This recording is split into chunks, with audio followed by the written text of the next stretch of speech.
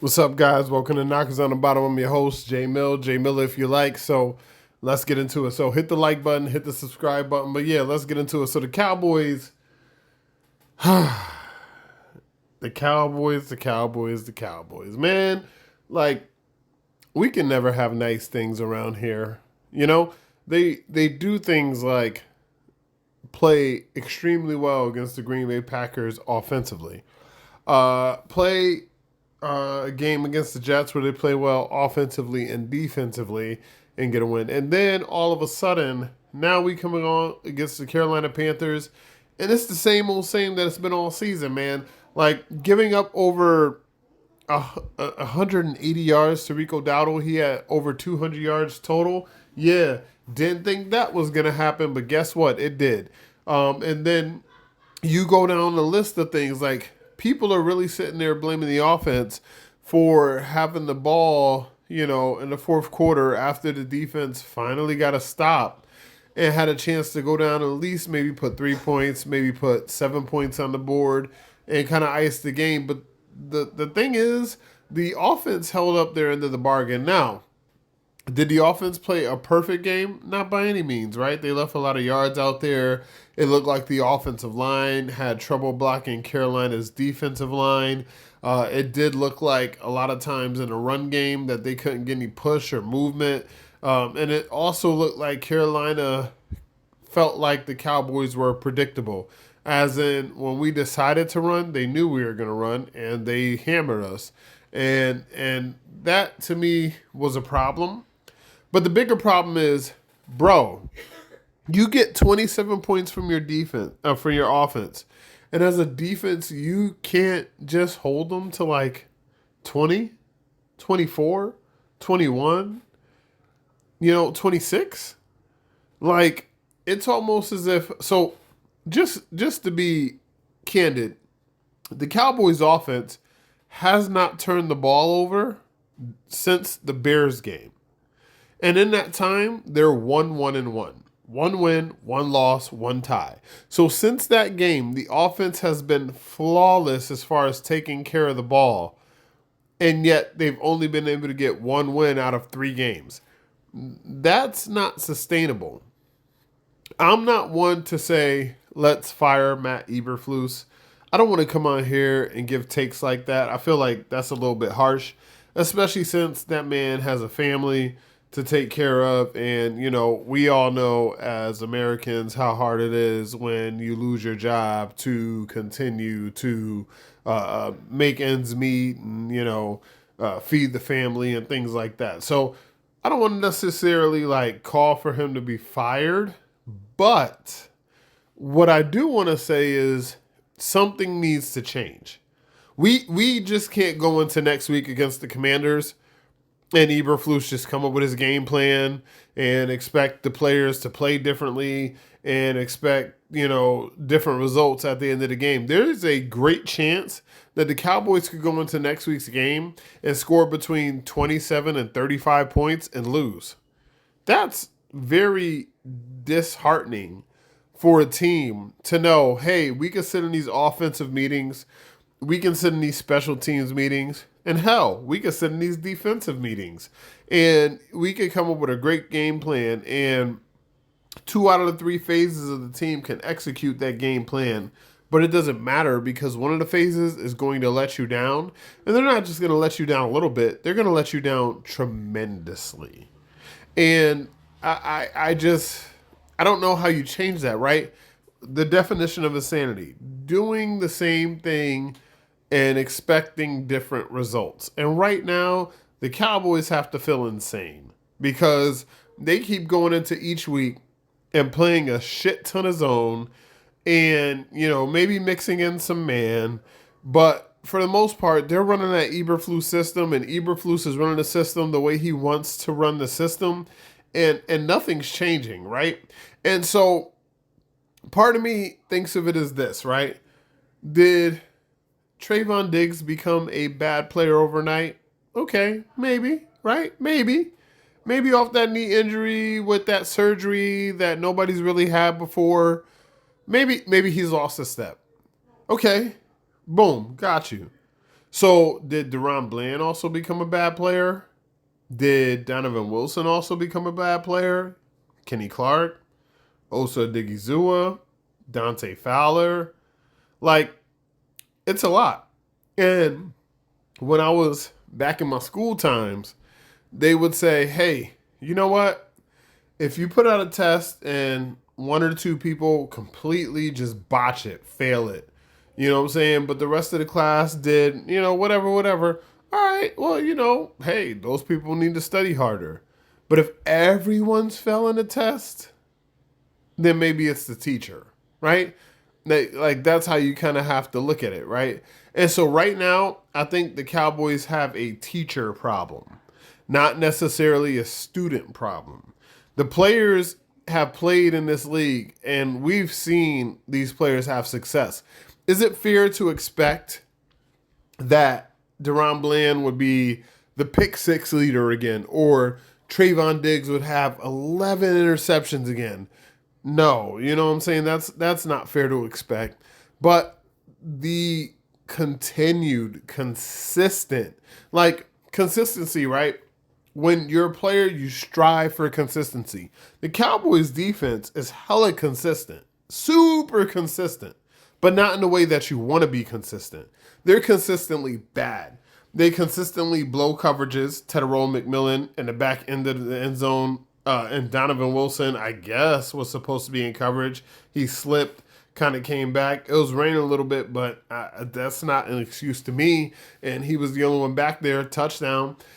They've been consistently bad in gap integrity when it comes to the run defense. We'll get a look at the film too, because me, I'm going to look at the film. I'm going to see what's going on. I'm going to see who was out of position. Last week, we watched Shamar James jump around blocks. We watched Kenneth Murray consistently take himself out of the play. He wasn't blocked out of the play. He took himself out of the play by the way he read it. So just looking at the consistency of the wrong reads, wrong plays, wrong gaps, wrong coverages. It's almost like it's Murphy's Law out there. Whatever can go wrong will go wrong. Everything is bad. Everything is bad. So I listen to the Cowboys post game, right? Because like you guys, I'm a fan too. And I listen to Brian Broaddus, and I love Brian. I love Zach Wilczek. I love all those guys. And Brian's like, bro, this loss is on your offense. Your offense has to do something with the ball when they get it, inside of this time. And they couldn't move the ball, 3 bad plays, blah, blah, blah, blah, blah. And I started thinking to myself, the first part of me was like, bro, you can't expect the offense to be perfect. They're already not turning the ball over at all. They're already averaging about 30 points a game this season. I mean, think about it. They scored 20 against the Eagles, and then they scored 13 against the Bears. Other than that, it's been 40 against the Giants, 40 against the Packers, 37 against the Jets, and 27 today. So maybe not quite 30, but the offense is probably averaging like 29 again, like damn near 30. Right there. They're right there. So my thought initially was like, hey man, you can't do that. But I understand what he's saying after I thought about it for a little bit. He's like, yo, if the Cowboys are going to be successful, the offense has to basically carry the day. They can't afford any mistakes. They haven't had mistakes in about 3 games. They can't afford any missed drives. They've had a few of those, but for the most part, they've been pretty damn successful.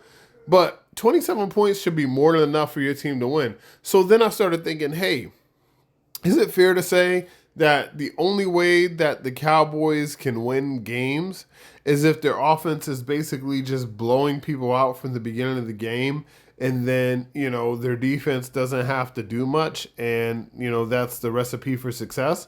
But no, because the Panthers threw the ball okay. They threw the ball okay today.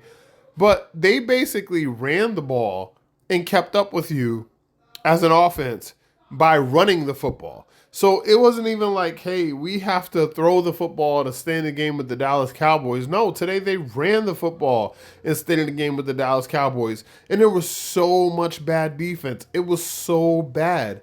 I don't know how you look at this as the Cowboys front office and as Brian Schottenheimer, and you don't go, dude, this defensive coordinator does not fit what this defensive personnel should be, right? I feel like you have some corners and some linemen who would be wanting to play this defense a certain way, and this defensive coordinator doesn't fit. Now, when looking at it, right? So thinking about it from that perspective, if you fired Matt Eberflus today, tomorrow, or at the end of the season, then you will be going into your fourth different defensive system in the last 4 years. You take a look at it from the scouting department. You take a look at it from the personnel department. It's very hard to put things in place that you feel will be successful if you can't even keep continuity on your coaching staff, right? So if you're constantly turning over your coaching staff, I mean, how are defensive players going to get comfortable and learn a scheme and learn how to play the scheme if you're constantly changing the scheme year after year after year? So I feel like the Cowboys are in a very shitty place defensively because on one hand, it's like Eberflus is not the guy for this situation. This defense is not the defense that fits. But on the other side, it's like, do you want to make a fourth change in 4 years? Like, I don't know. What do? Do you get to the end of the season and you cut a shit ton of players and you start going, okay, this draft, we got 2 first-round picks, a second-round pick. We don't have a third, but we have a fourth, fifth, sixth. Do you just go like defensive heavy this draft and then also sign in free agency pretty much a bunch of defensive players, and then you go, all right, that's our year one turnover, and then deal with probably another shitty defense next year, and then the year after that you do the same thing, 2 first-round picks, second, third, and just draft heavy defense again, sign heavy free agency again, and say, okay, well now these new players that we have on defense should be a little bit better in the system because we drafted guys that fit. And then, now we put another draft of guys that fit. But now you're talking about the Cowboys are not competitive until 2028. And us as fans, we've already been waiting since 1995 for a team that can do something. And we got a championship offense. I believe that. I believe the offense is championship worthy. But that defense is not worthy of Pop Warner. So you start thinking like that'll be the next to last year of Dak Prescott's deal will be the first year that we're competitive. That doesn't make much sense. On the other hand, you don't have the ability to go out and trade players or trade picks to make this year's team better because whatever's going wrong, it's going wrong everywhere. So that doesn't mean you need one player. I'm not saying you need 11 players, but you probably need like 6. You probably need a couple of edges, a couple of linebackers, a couple of safeties, a couple of corners. Like you need at least 6. So it's just interesting, man. And so with that being said, I don't want to make it seem like, hey, the Cowboys are never going to win another game this season. Of course they're going to win games this season. Mm-hmm. And I don't want to make it seem like, this loss means it's the end of the season because it's not the end of the season. I mean, this loss to the Panthers, I don't want to get it wrong. I don't want to get it twisted. It's a bad loss. This is a bad loss. This is one of the worst losses that I remember for the Cowboys in a long time. At least in the last couple of years, because last year we knew last year's team was shit. So the losses that they got last year, we kind of expected that. But this year's team, I'm not saying that we expected them to be world beaters, but we did expect them to be a little bit better on defense this season. And then with the early part of the season when it was like, hey, they can hang their hat on being good against the run. Well, now it looks like they were only good against the run because teams were able to pass on them. So they just were like, we're going to attack that way. But then you get other teams that are like, we're not comfortable with the pass. They're running all over the Cowboys. So I say that to say, buckle up, everybody. This is going to be a very up and down season. Don't expect any consistency at all. Even if we see the Cowboys have a good game, I think it was Vach Lombardi that I was listening to that put it best. And shout out to Vach, love you. He said, "You can compete with anybody, but you will compete with everybody," and that is pretty much the synopsis of the 2025 Cowboys. They can compete with everybody. Don't be surprised if the Cowboys come out there next week and they are competitive with the Commanders, maybe even beat them. Don't be surprised that the Cowboys are competitive with the Lions and competitive with the Chiefs. Don't be surprised if that happens. But also, the Cowboys will lose to the Bears. The Cowboys will lose to the Carolina Panthers. That's just what we have. But thank you guys so much for tuning in. I love you guys. Hit the like button, hit the subscribe button. You can hit me up on Twitter at jmiller if you like, or IYL. You can also hit me up at knockersonthebottom@outlook.com, knockersonthebottom@gmail.com. Leave any comments, any questions, anything that you want to say below. I'll take them anywhere you want, anything that you want me to cover. But thank you guys so much for tuning in. Love you guys. Until next time, I'm your host, J Miller if you like. This has been Knockers on the Bottom. Peace.